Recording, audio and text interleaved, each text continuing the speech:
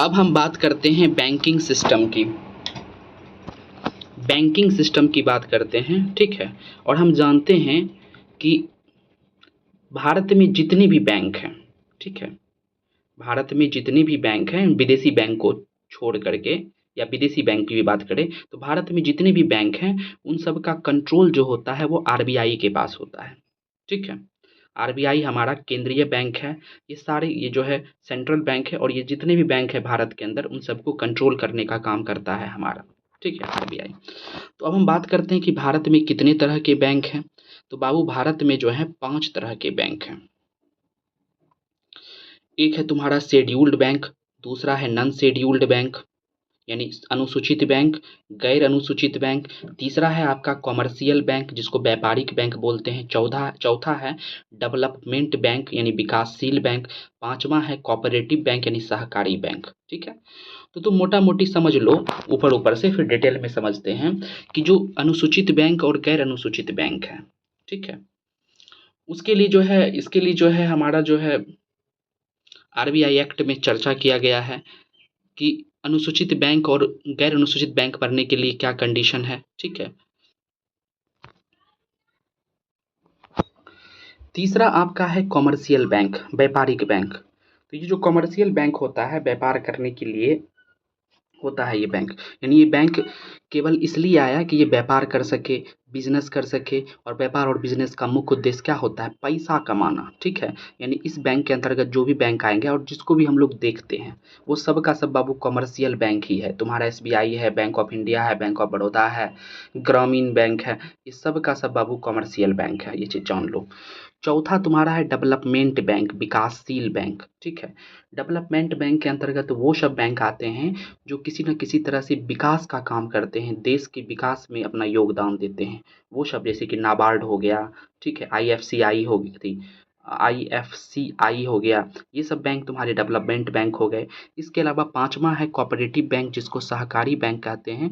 इसका उद्देश्य होता है समाज के कल्याण के लिए काम करना, ठीक है। इसको पैसा कमाने से मतलब नहीं है बल्कि समाज के कल्याण से मतलब है। तो अब आते हैं बारी बारी से सबको डिटेल से समझते हैं।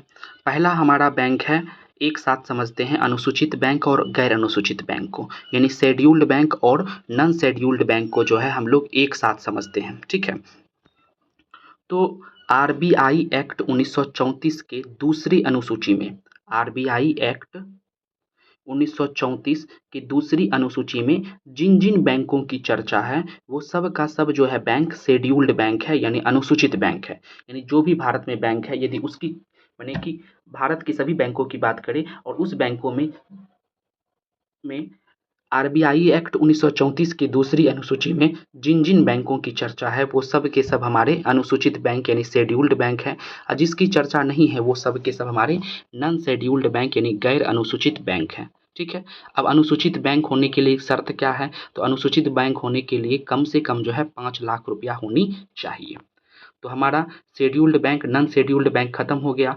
अब इसके बाद तीसरा कौन था हमारा, तीसरा था कॉमर्शियल बैंक जिसको हम लोग वाणिज्य बैंक या व्यापारिक बैंक कहते हैं, ठीक है। और ये बैंक जो होते हैं इसके अंतर्गत जो भी बैंक हैं वो सबका उद्देश्य क्या होता है, व्यापार करना, ठीक है। सबका उद्देश्य होता है व्यापार करना यानी बिजनेस करना। अब उद्देश्य है व्यापार करना यानी बिजनेस करना, तो व्यापार या बिजनेस करना, इसका मतलब है कि ये पैसा कमाएगा, ठीक है, पैसा कमाने के लिए काम करेगा।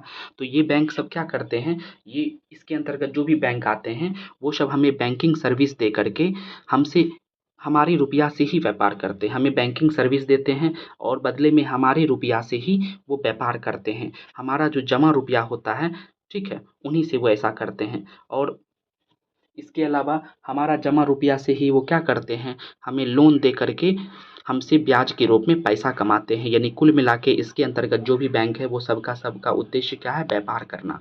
और व्यापार कैसे करता है, हमारे पैसा से ही, हमसे ही, हमारे पैसा का उपयोग करके हमसे ही मुनाफा कमाता है, ठीक है।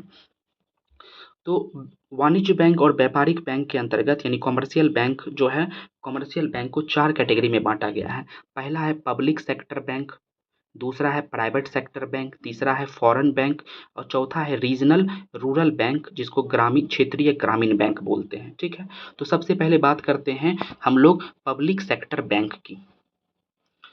ठीक है, और तो पहले, इससे पहले ये समझ लो कि कॉमर्शियल बैंक है कौन। तो जितना भी बैंक तुमको दिख रहा है, bank of India, SBI, bank of Baroda, PNB, ये सब के सब कॉमर्शियल बैंक हैं। ठीक है, तो इसके पहले कैटेगरी की बात करते हैं कि पब्लिक सेक्टर बैंक यानी सार्वजनिक क्षेत्र का बैंक किसको कहते हैं। तो मोटा मोटी समझ लो कि जिस बैंक को हम लोग लोकल भाषा में कहते हैं कि सरकारी बैंक है, जैसे bank of India, bank of Baroda, PNB, ठीक है, इन सबको हम लोग सरकारी बैंक बोलते हैं, लेकिन वो क्या है, पब्लिक सेक्टर बैंक है। सरकारी बैंक इसलिए कहते हैं क्योंकि इस बैंकों में जो सरकार की जो हिस्सेदारी होती है वो 50% से ज़्यादा होती है। यानी इसमें हम पैसा रखेंगे ना तो मेरा पैसा कभी भी डूबेगा नहीं, क्योंकि सरकार का इस पर अधिकार है। ठीक है, और जो ये पब्लिक सेक्टर बैंक है, सार्वजनिक क्षेत्र के बैंक हैं, यह जो होता है इसको दो कैटेगरी में बांटा गया है। एक में हमारा हो जाता है राष्ट्रीयकृत बैंक यानी नेशनलाइज्ड बैंक, और दूसरा होता है एसबीआई। दूसरा क्या होता है, एसबीआई। तो राष्ट्रीयकृत बैंक की बात करें तो देखो, राष्ट्रीयकृत बैंक किसको कहते हैं, तो देखो जब देश हमारा आज़ाद हुआ था, समझो बात को, जब देश हमारा आज़ाद हुआ था तो उस समय भारत में तब भी बहुत सारे बैंक थे। तो उस समय जो था अंग्रेज़ों के द्वारा चलाया जाता था, यानी प्राइवेट सेक्टर के द्वारा चलाया जाता था। ठीक है, तो अब जैसे ही देश आज़ाद हुआ तो सरकार ने क्या किया कि देश की भलाई के लिए उन सभी बैंकों को क्या किया, उन सभी प्राइवेट बैंकों को जो है अपने कब्जे में ले लिया, अपने कब्जे में ले लिया। जैसे ही अपने कब्जे में ले लिया तो वो सभी बैंक क्या हो गए, राष्ट्रीयकृत हो गए, यानी उन सब बैंक का अब क्या हो गया, राष्ट्रीयकरण हो गया। ठीक है, और ऐसा जो है अब तक 2 बार राष्ट्रीयकरण हुआ है।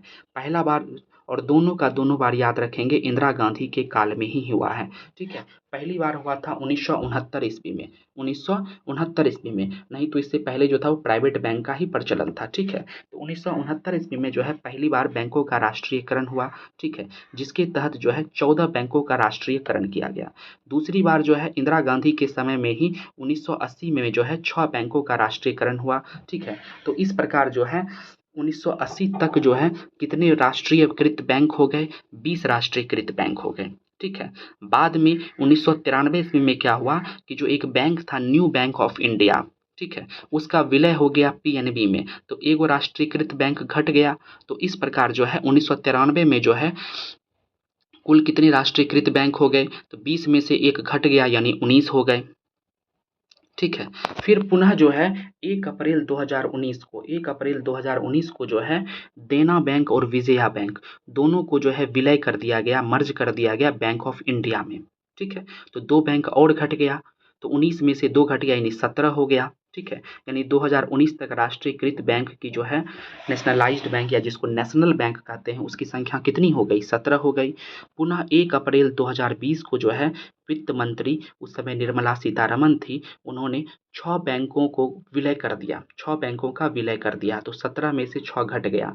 तो अब जो है वर्तमान में कितने राष्ट्रीय बैंक हैं, नेशनल बैंक हैं, तो 11। कितने हैं, तो 11। ठीक है, तो यदि हम तुमसे सवाल पूछे कि बताइए वर्तमान में कुल कितने राष्ट्रीय बैंक हैं, तो 11। लेकिन हम तुमसे पूछेंगे बताओ कितने पब्लिक सेक्टर बैंक हैं यानी सार्वजनिक क्षेत्र के बैंक हैं, तो हम जानते हैं कि पब्लिक सेक्टर बैंक सार्वजनिक क्षेत्र के बैंक के अंतर्गत आ जाता है राष्ट्रीयकृत बैंक यानी नेशनल बैंक और एसबीआई। तो राष्ट्रीयकृत बैंक हो गया 11 और एक हो गया एसबीआई, तो टोटल वर्तमान में पब्लिक सेक्टर बैंक कितने हो गए, 12। ठीक है, तो हमें ये समझ में आ गया कि नेशनल बैंक क्या होता है। ठीक है, यानी राष्ट्रीयकृत बैंक क्या होता है। अब हम बात करते हैं एसबीआई की, स्टेट बैंक ऑफ इंडिया की। इसकी स्थापना जो है आज़ादी के बाद किया गया 1 जुलाई 1955 ईस्वी को। इसका पुराना नाम जो था, यानी पहले इसका नाम था imperial bank of India, imperial bank of India, और इसका मुख्यालय है कहाँ, मुंबई में। ठीक है, हेडक्वार्टर इसका मुंबई में है। ठीक है, इसके भी कई ब्रांच थे। ठीक है, तो 1 अप्रैल 2017 ईस्वी को, 1 अप्रैल 2017 ईस्वी को डाटा याद रखेंगे, डेट याद रखेंगे, 1 अप्रैल 2017 ईस्वी को कुल 6 बैंकों का विलय एसबीआई में किया गया। और ये 6 बैंक जो थे वो एसबीआई के ब्रांच बैंक ही थे, सहायक बैंक ही थे। ठीक है, जैसे कि एसबीआई ऑफ आंध्रा, ठीक है, माने SBI of Andhra, SBI of Maharashtra, ठीक है। इस तरह से कुल 6 बैंकों का जो कि SBI का ही शाखा था उसको जो है पूरी तरह से SBI में मर्ज कर दिया गया था। तो अब सवाल है कि क्या सभी सार्वजनिक क्षेत्र के बैंक राष्ट्रीय बैंक होते हैं? नहीं, इसलिए नहीं होते हैं क्योंकि SBI राष्ट्रीयकृत बैंक नहीं है, जबकि सार्वजनिक क्षेत्र का बैंक वो है। तुम इसको वेन डायग्राम से समझो कि वर्तमान में 11 राष्ट्रीयकृत बैंक हैं और एक SBI बैंक है। दोनों किसका बच्चा है? पब्लिक सेक्टर बैंक यानी सार्वजनिक क्षेत्र बैंक का ये बच्चा है। लेकिन हम ये बिल्कुल नहीं कह सकते हैं कि सभी के सभी सार्वजनिक क्षेत्र सभी के सभी राष्ट्रीयकृत बैंक जो होते हैं सार्वजनिक क्षेत्र के बैंक होते हैं।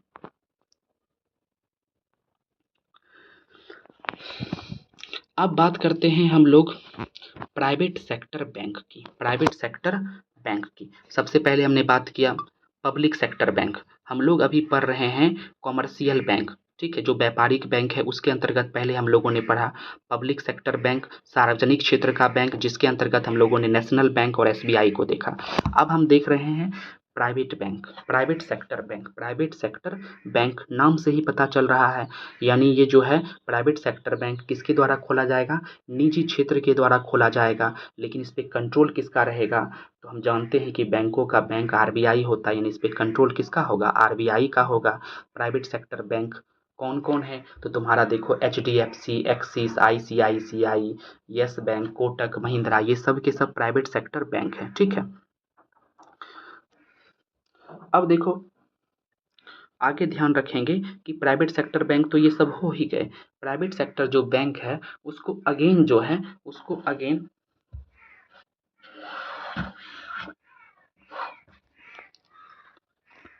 दो हिस्सों में बांटा गया है, ठीक है। यानी प्राइवेट सेक्टर बैंक जो है आगे चल करके दो और बैंक में बट जाता है, आगे चल करके यह दो और बैंक में बट जाता है। कौन कौन बैंक है? पेमेंट बैंक और स्मॉल फाइनेंस बैंक, ठीक है। तो पहले तो private sector bank HDFC, axis, ICICI, yes bank यही सब होता था। लेकिन बाद के दिनों में क्या हुआ कि प्राइवेट सेक्टर बैंक जो है आगे चल करके दो और बैंकों में बट गया। एक हो गया पेमेंट बैंक, दूसरा हो गया स्मॉल फाइनेंस बैंक यानी भुगतान बैंक, और दूसरा लघु वित्त बैंक। तो सबसे पहले हम बात करते हैं पेमेंट बैंक की।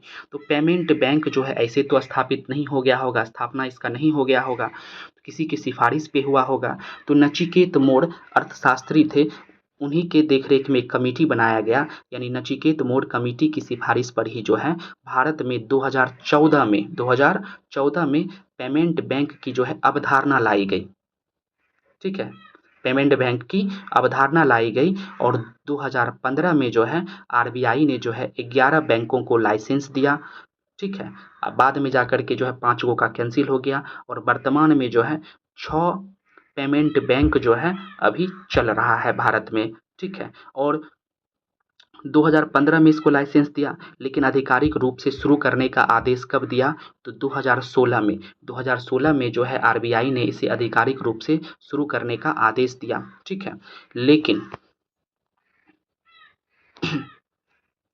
भारत का पहला पेमेंट बैंक कौन था? ठीक है, तो भारत का पहला पेमेंट बैंक जो खुला वो था एयरटेल पेमेंट बैंक, ठीक है। इसका जो संचालन शुरू हुआ था 2017 में हुआ था, ठीक है। और पेमेंट बैंक बनाने के लिए कम से कम जो है आपके पास पूंजी होनी चाहिए 100 करोड़, ठीक है। वर्तमान में 6 पेमेंट बैंक हैं।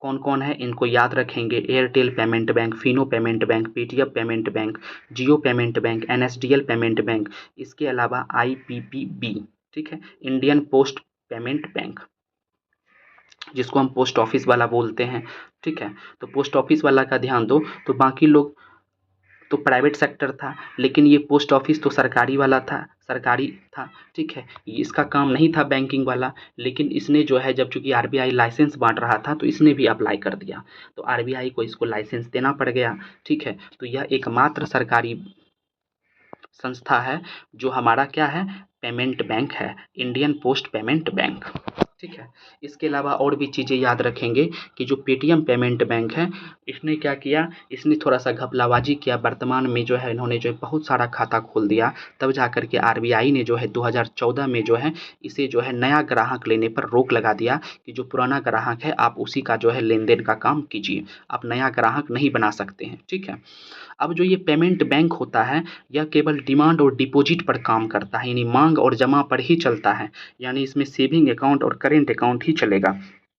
ठीक है, ये जो है आपको लोन नहीं दे सकती है, ना ही क्रेडिट कार्ड दे सकती है, ना ही आपका एफडी खोल सकती है। ठीक है, तो ये सब काम नहीं कर सकती है। और एक शर्त लगा दिया गया कि पेमेंट बैंक में जो है खाता खोलने पर जो है आप अधिकतम रुपया जो है 2 लाख ही रख सकते हैं। ठीक है, तो ये तो समझ ही गए कि पेमेंट बैंक लोन नहीं दे सकता है, ना ही क्रेडिट कार्ड दे सकता है, लेकिन ये बीमा और म्यूचुअल फंड जैसे थर्ड पार्टी प्रोडक्ट को बेच सकता है। ठीक है, अब सवाल है कि भारत का एक ऐसा मात्र पेमेंट बैंक बताइए जो पूरी तरह से सरकारी हो, यानी उसमें 100% हिस्सेदारी भारत सरकार की हो, तो वह कौन सा है? इंडियन पोस्ट पेमेंट बैंक, यानी IPPB। ठीक है, अब हम बात करते हैं स्मॉल फाइनेंस बैंक की। स्मॉल फाइनेंस बैंक को जो लाया गया था वो उषा थोराट की सिफारिश पर लाया गया था। ठीक है, उषा थोराट कमेटी की सिफारिश पर लाया गया था। स्मॉल फाइनेंस बैंक खोलने के लिए पूंजी आपके पास होनी चाहिए, कम से कम 200 करोड़ होनी चाहिए। पहला स्मॉल फाइनेंस बैंक कौन था? तो capital small finance bank, capital small finance bank. ठीक है, वर्तमान में कुल कितने फाइनेंस बैंक है, स्मॉल फाइनेंस बैंक हैं? तो याद रखेंगे कि 11 स्मॉल फाइनेंस बैंक है। ठीक है, और जो ये स्मॉल फाइनेंस बैंक है बिल्कुल बैंक सामान्य बैंकों की तरह ही काम करते हैं, जैसे SBI, bank of India, bank of Baroda. जो सर्विस देता है, जो बैंकिंग सर्विस देता है, जो बैंकिंग सेवाएं प्रदान करता है, वो सारा का सारा सेवा स्मॉल फाइनेंस बैंक भी प्रदान करता है। आगे देखते हैं विदेशी बैंक। अब हमारा कौन है? विदेशी बैंक यानी फॉरेन बैंक। दो गो हो गया, पब्लिक सेक्टर बैंक और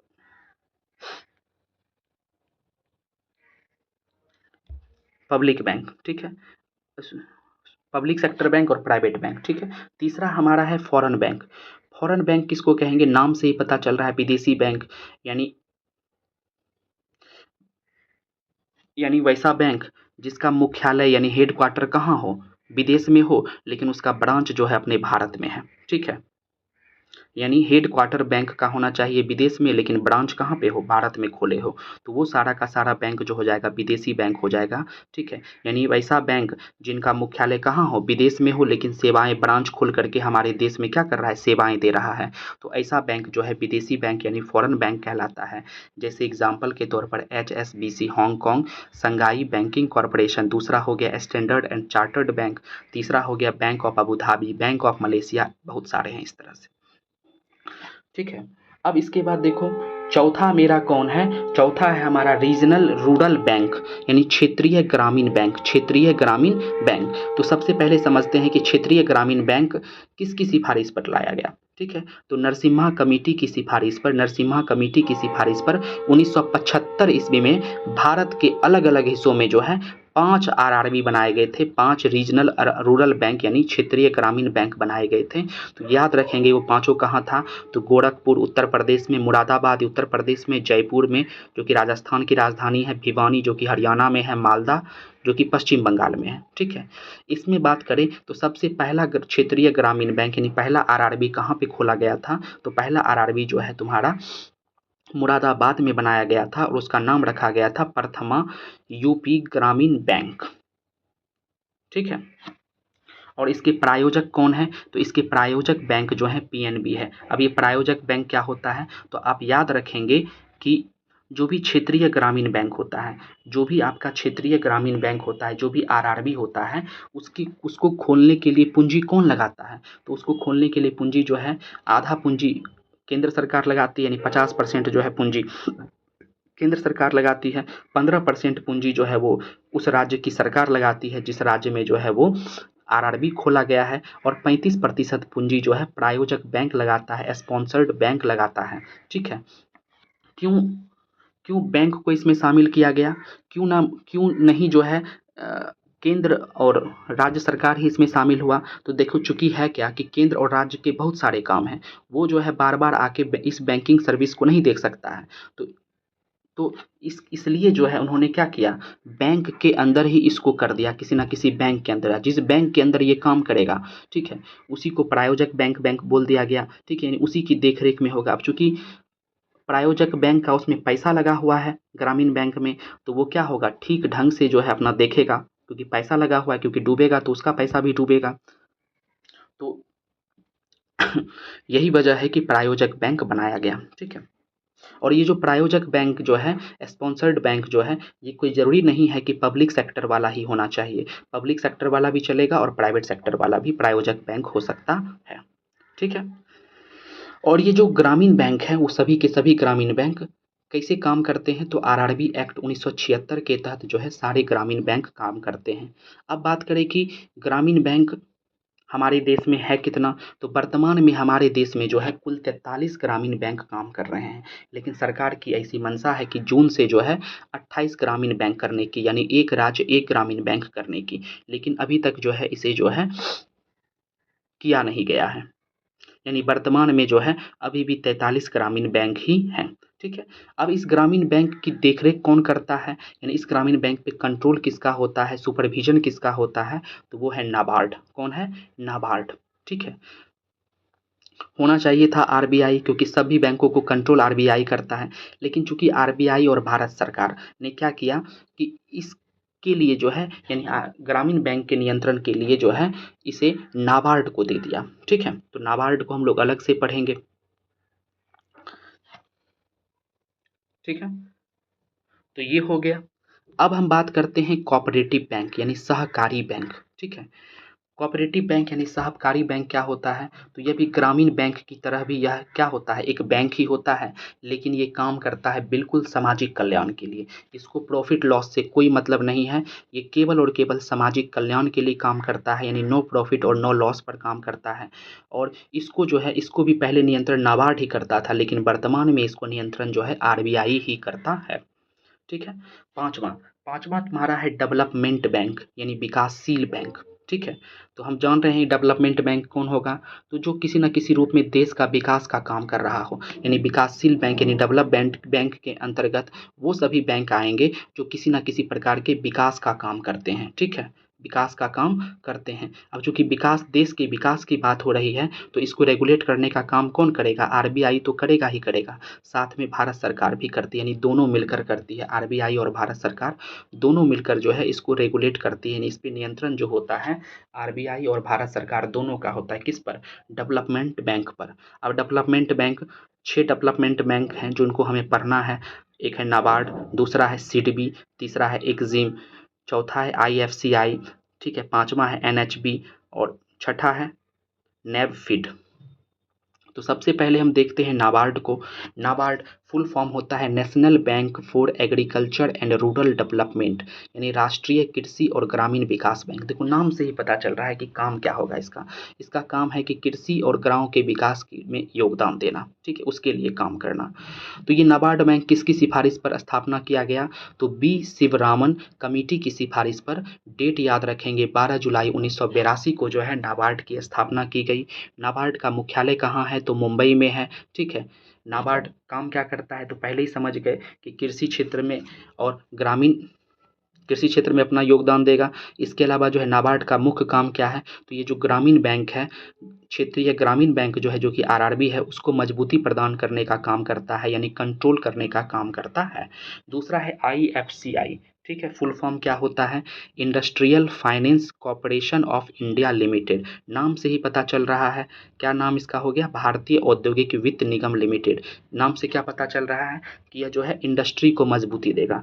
ये बैंक किसको मजबूती देने वाला बैंक है, तो इंडस्ट्री को मजबूती देने वाला बैंक है, ठीक है। इसकी स्थापना कब की गई, तो 1948 ईस्वी में की गई। इसका मुख्यालय नई दिल्ली में है। और यह जो है देखो 1948 ईस्वी है, तो इसका मतलब है कि आज़ादी से के तुरंत बाद का है, ठीक है। तो ये भारत का पहला विकासशील बैंक है। कौन, आईएफसीआई। पूछा जाता है कि बताइए भारत का पहला विकासशील बैंक कौन है, तो आईएफसीआई।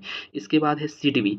सिडबी की बात करें तो सिडबी का फुल फॉर्म होता है small industries development bank of India, भारतीय लघु उद्योग विकास बैंक, ठीक है। नाम से ही पता चल रहा है कि छोटे मोटे उद्योग धंधों को मजबूती प्रदान करने वाला बैंक है। इसकी स्थापना 2 अप्रैल 1990 ईस्वी को किया गया। इसका मुख्यालय जो है लखनऊ में है। उसके बाद है एक्जिम। एक्जिम की बात करें, इसका फुल फॉर्म होता है एक्सपोर्ट इंपोर्ट बैंक, ठीक है। निर्यात आयात बैंक, नाम से ही पता चल रहा है कि ये आयात निर्यात को मजबूती देने वाला बैंक है। इसकी स्थापना 1982 में हुआ। इसका भी मुख्यालय जो है मुंबई में है। बिल्कुल सेम एज इट इज किसकी तरह है, नाबार्ड की तरह। अगला है NHB. NHB national housing bank, national housing bank, ठीक है ना। फुल फॉर्म हो गया नेशनल हाउसिंग बैंक यानी राष्ट्रीय आवास बैंक। तो इसका काम क्या होगा, नाम से ही पता चल रहा है कि सरकार की जितनी भी आवासीय योजना है, आवास को लेकर जितनी भी सरकार की योजनाएं चलती है, उनको कंट्रोल करने का काम होता है ये। इसका मतलब है कि ये जो रेगुलेट होता है ये बैंक एनएचबी किसके द्वारा होता है, भारत सरकार के द्वारा, क्योंकि लग रहा है सरकारी बैंक है, भारत सरकार द्वारा संचालित होता है। क्यों, क्योंकि इस बैंक में जो सारा पैसा लगा हुआ है किसका लगा हुआ है, भारत सरकार का लगा हुआ है। क्योंकि ये भारतीय जो आवास योजना है उसके रेगुलेट करने का काम करता है, उसको कंट्रोल करने का काम करता है, ठीक है। इसकी स्थापना कब हुई, तो 9 जुलाई 1988 ईस्वी को हुई। इसका मुख्यालय नई दिल्ली में है। उसके बाद बात करते हैं नैबफिड की, बात करते हैं। फुल फॉर्म होता है national bank for financing infrastructure and development, यानी बुनियादी ढांचे और विकास के वित्त पोषण के लिए राष्ट्रीय बैंक।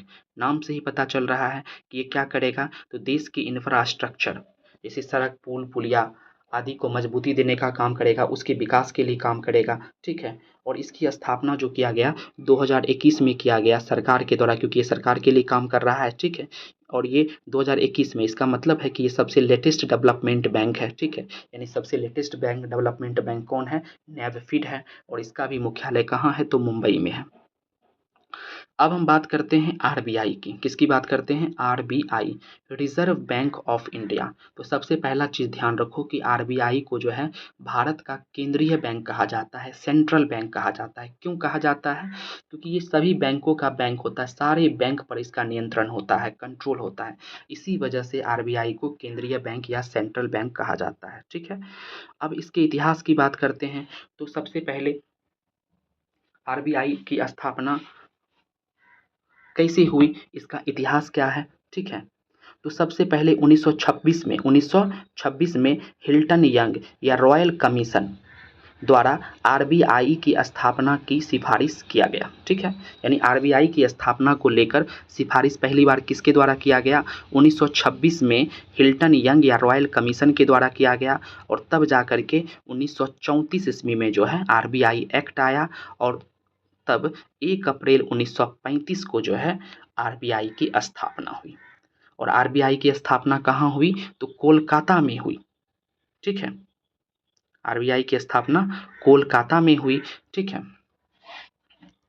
अब देखो आज़ादी से पहले का है, तो आरबीआई जो है, आरबीआई पे कंट्रोल किसका होगा, अंग्रेजों का होगा, ठीक है, यानी प्राइवेट सेक्टर का होगा। इसका मतलब है कि उस समय ये जो बैंक था कैसा बैंक था, प्राइवेट बैंक था।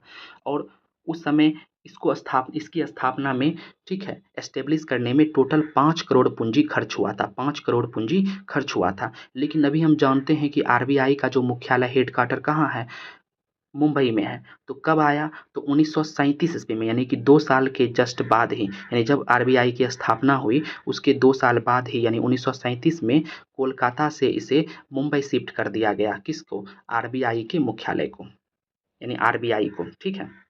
आरबीआई का मुख्यालय क्या होगा, आरबीआई को, ठीक है। तो ये तो प्राइवेट बैंक था। लेकिन जब देश आज़ाद हुआ, जब देश आज़ाद हुआ, ठीक है, अब देश आज़ाद हुआ, अब देश को यहाँ की सरकार के द्वारा देश को चलाना है भाई, तो कैसे चलेगा। तो देखा गया कि जो बैंकों का बैंक है आरबीआई, उसमें तो सारा पैसा जो है अंग्रेज का लगा हुआ है, अंग्रेज उसको अभी भी कंट्रोल कर रहा है।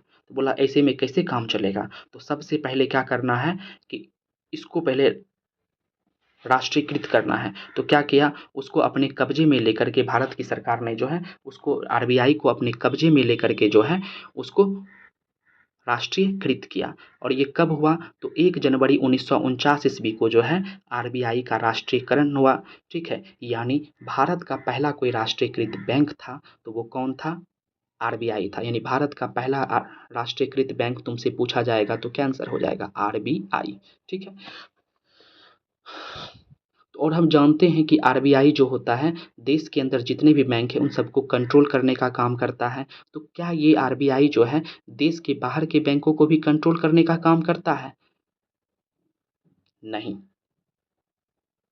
अभी तो नहीं करता है, लेकिन पहले किया था। पहले कब किया था? तो वर्मा जिसे म्यांमार कहते हैं, ठीक है, उनके बैंकों को 1937 से 1947 तक कंट्रोल करने का काम किया था। इसी प्रकार पाकिस्तान को जो है पाकिस्तान के बैंकों को 1947 से जून 1948 तक जो है कंट्रोल करने का काम आरबीआई ही किया था। यानी उस समय तक जो है इन दोनों बैंकों का जो केंद्रीय बैंक था वो आरबीआई ही था। ठीक है।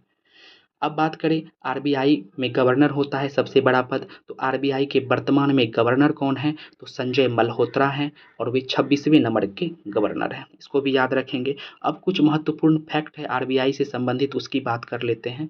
तो सबसे पहला आपको याद रखना है कि आरबीआई का पहला गवर्नर कौन था।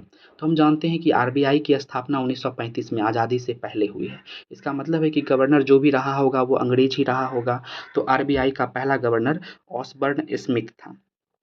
Osborne Smith. आरबीआई का दूसरा गवर्नर ऑसबर्न स्मिथ जो है 2 साल तक ही रह पाए थे। ठीक है। उसके बाद उनका देहांत हो गया था।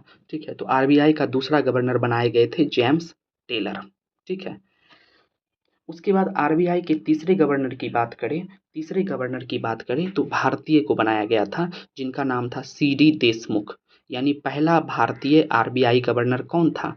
सीडी देशमुख था, जो कितने नंबर के गवर्नर थे? आरबीआई के तीसरे नंबर के गवर्नर थे। ठीक है।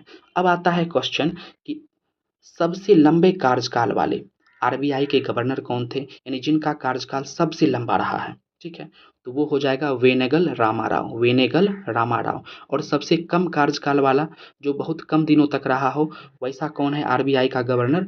तो ए घोष यानी अमिताभ घोष केवल 15 दिनों तक रहे थे। केवल 15 दिनों तक रहे थे। अब हमारे जो पूर्व प्रधानमंत्री रह चुके हैं मनमोहन सिंह, वो भी एक समय में जो है भारत के आरबीआई के गवर्नर रह चुके हैं और वे आरबीआई के 15वें गवर्नर रह चुके थे।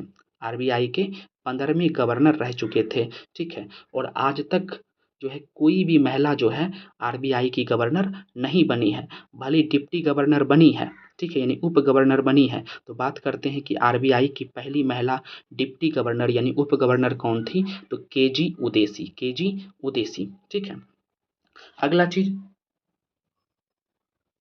आरबीआई में तो ये समझ में आ गया कि एक गवर्नर होते हैं। तो उप गवर्नर कितने होते हैं, यानी डिप्टी गवर्नर कितने होते हैं? तो अधिक से अधिक 4 हो सकते हैं, उससे ज़्यादा नहीं हो सकते हैं। आपका मन है 2 ही रखिए, कोई दिक्कत नहीं, लेकिन अधिक से अधिक 4 हो सकते हैं।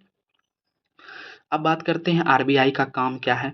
तो सबसे पहले याद रखेंगे आरबीआई को बैंकों का बैंक कहा जाता है। भारत में जितने बैंक हैं उन सब का कंट्रोल लगभग आरबीआई के पास ही है। ठीक है। इसके अलावा सरकार का भी बैंक कहा जाता है, क्योंकि सरकार का भी पैसा कहाँ पे रखा रहता है? आरबीआई के पास ही रखा रहता है। और इसलिए भी कहा जाता है क्योंकि देखो, सरकार को जब पैसे की ज़रूरत होती है ना तो इधर उधर से अपना अरेंज कर लेता है। और जब बहुत विकट स्थिति हो गया, एकदम सरकार के पास पैसा है ही नहीं है, ना अरेंज हो पा रहा है, कोई अकाल उकाल का स्थिति आ गया, तो उस स्थिति में सरकार को पैसा देने का काम कौन करेगी? आरबीआई करेगी। इस वजह से आरबीआई को जो है सरकार का बैंक कहा जाता है, यानी बैंक ऑफ गवर्नमेंट भी कहा जाता है। इसके अलावा दूसरा काम क्या है? आरबीआई का दूसरा काम है कि आरबीआई जो है मुद्रा जारी करती है, नोट छापने का काम करती है। तीसरा महत्वपूर्ण काम है मौद्रिक नीति बनाने यानी मॉनेटरी पॉलिसी बनाना। अब ये मौद्रिक नीति यानी मॉनेटरी पॉलिसी क्या होता है इसको आगे समझेंगे। ठीक है। इसके अलावा विदेश से जो भी मुद्रा आती है, जो विदेशी मुद्रा आती है, चाहे वो डॉलर हो, दिनार हो, जो भी आती है भारत, उसका संरक्षण देना, उस पे कंट्रोल करना, यानी विदेशी मुद्रा का जो है संरक्षण और कंट्रोल करने का काम भी आरबीआई का ही होता है। इसके अलावा आप याद रखेंगे कि आरबीआई को जो है lender of the last resort यानी LOLR भी कहा जाता है। ठीक है। LOLR भी कहा जाता है।